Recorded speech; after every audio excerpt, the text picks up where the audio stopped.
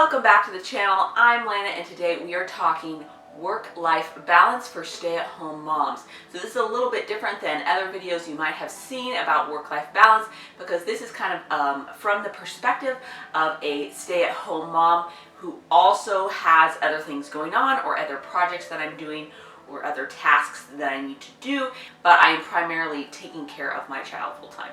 So I don't know if I'm making this video for you or for me. I definitely need these tips also, and it's definitely a great reminder for me to have more balance in my life. If you're new to the channel, welcome. I'm so glad you're here. On this channel, I make content about simplifying home and money. If that's content that you need in your life, go ahead and hit that subscribe button and ring the little bell so that you get notified every single time I upload. My first tip for achieving more balance in your life is to get your children on some sort of schedule. So routines can be good for everyone. Children can really thrive on some routines and knowing what's going to happen, and moms can really thrive on routine because we know what's going to happen and we can count on, to some degree of certainty, having some time for ourselves or having time to work on our projects. So if you have kids, you know this is easier said than done, but perhaps your schedule is flexible, but it does have some parts that you can kind of count on every day. For us, we have nap time, and that usually happens at noon. So at 11 o'clock, I'm starting to think about lunch. We're eating lunch, we're going to the bathroom, and then we are going down for our nap. Does that happen at noon all the time? No, it really does not. But I'm okay with that. It's a flexible routine, but I can count on nap time or rest time if my son does not fall asleep at all every day, and that is an opportunity for me to get some work done.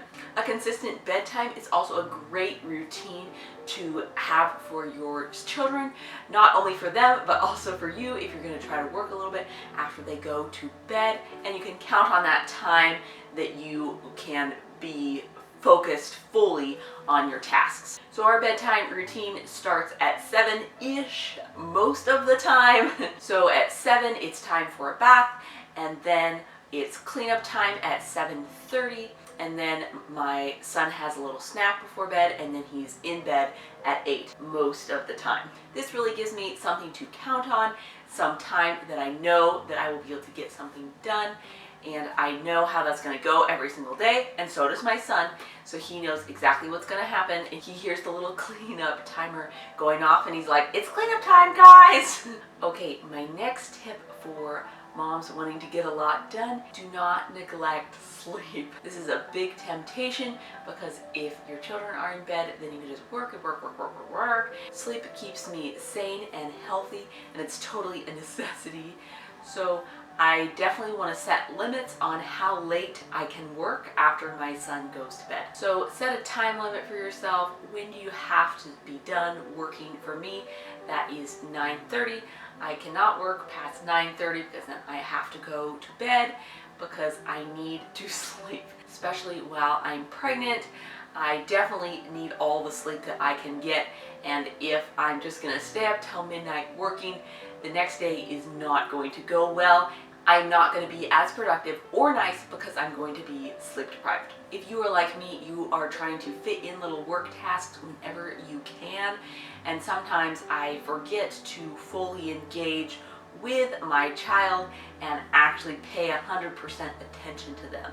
So my next tip is for me, and it's the best reminder, that I need to be purposeful about intentionally setting aside time to be fully engaged with my son and not doing any work tasks whatsoever. So I am fully engaging in home life. This means I should not be on my phone or reading my self-development book or trying to edit a video while watching my son or whatever I do. So this means we're sitting down together, we're coloring, or I'm outside with him and I'm just paying attention to him, or we're going on a family walk. I am not the greatest at this, and I think I definitely need to use my kitchen timer, box more. I made a video about using this box to trap your phone so that you can fully engage in whatever task you are doing at the moment.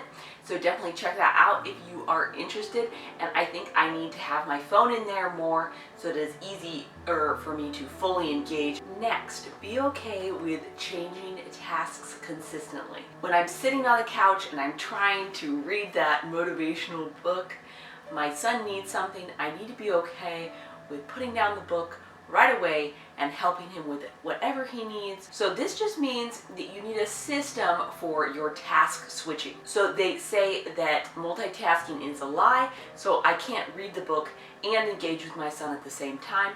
So this means I'm simply switching between tasks, or task switching. So I'm just working on how fast can I get at task switching.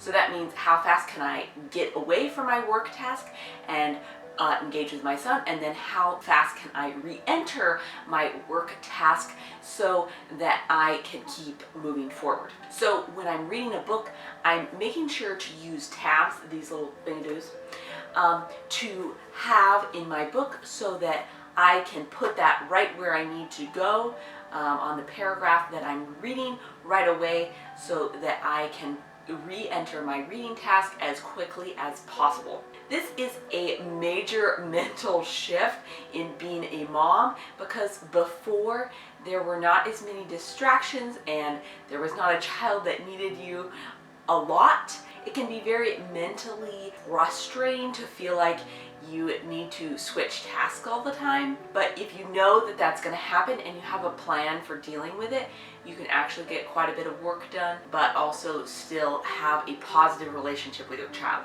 So another activity that I do a lot when I'm trying to get some work done is I'm editing videos. So in my editing program, there's this magical thing where you can put a marker wherever you are. So Control M. So I can hit that pretty fast. So then I know exactly where I stopped, how far I've come in my project, so that I can go assist my son. If you know that you are going to be doing a task that requires 100% of your brain energy and it would really work better if you weren't interrupted, probably don't choose waking hours to do that. So perhaps your scheduled nap time or quiet time for your child, or after they are in bed at night, would be the best time to do that. So if I know that I need to not be interrupted while I'm working on something, I need to choose a time that would work for that task better. But if I know that I am going to be able to switch back and forth easily, I can do that at more times. My last tip is to have something that is just for you. So something preferably out of the house that is just for mom. Hopefully this is something that you enjoy or brings you closer to your goals, or is a way that you can hang out with your friends or something, and hopefully it is scheduled. I am part of a wonderful book club, and there are scheduled events that we go to. So that is just so good for me, because I'm hanging out with adults, I'm getting out of the house on a scheduled basis, because if you just say, oh, we'll hang out whenever, it's like there's always something at home you could do instead of going out and doing it. But if it's scheduled, it's like, well, you're there. You just need to go. The other thing that I do is I go to piano lessons on a weekly basis. So that this means, again, I'm leaving the house, I'm talking to a grown-up, and I'm doing something that I really want to do. Another thing that you could do that would be a scheduled thing to do out of the house would be a local choir or something like that. So obviously I'm a little bit into music and doing music things, but that doesn't mean that has to be the thing that you do for fun outside of the house. Perhaps you like those paint and sip classes, or perhaps you could take a fused glass class at a local art gallery or something. So it was really convenient to do this in the evening because my husband is home and he can for sure watch my son, and it really helps my overall sanity to have something that does not revolve around my home life. Let me know down in the comments, how do you help your work-life balance when you spend a lot of time at home? I'm really interested in your tips and tricks. I am not the absolute best at this, and I look forward to getting better as I learn more things. Give this video a big thumbs up. to help out with the YouTube algorithm, and subscribe to my channel so you don't miss any of my future uploads. Thanks so much for watching. See you in the next one. Bye for now.